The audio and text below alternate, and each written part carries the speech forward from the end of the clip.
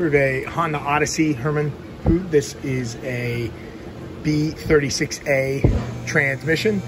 This transmission came in significant slippage conditions present. Here's what we found. The converter is purple.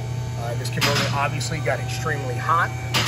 Oftentimes this converter will get hot enough, start venting the transmission, start transmission vents, and we can have a low fluid condition, and then subsequent damage can happen from having low fluid condition. Loss of pressure can take place. In addition, the filter for the transmission's internal, so the filter can become obstructed, which can add to even more significant pressure drop.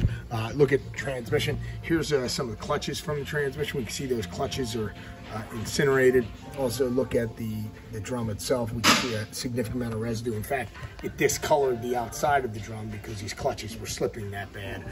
Look in some of the crevices of the transmission. You can see that there's a lot of metal there.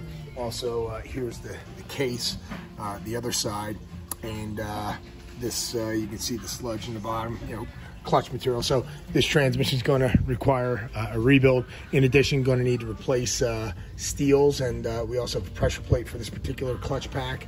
Going to determine if any of the regulator bodies, they look to be okay.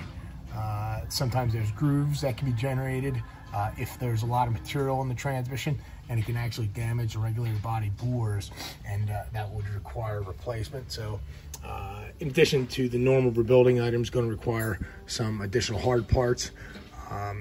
But after doing these transmissions, rebuilding and putting any updates in, they're actually better than a Honda remanufactured transmission.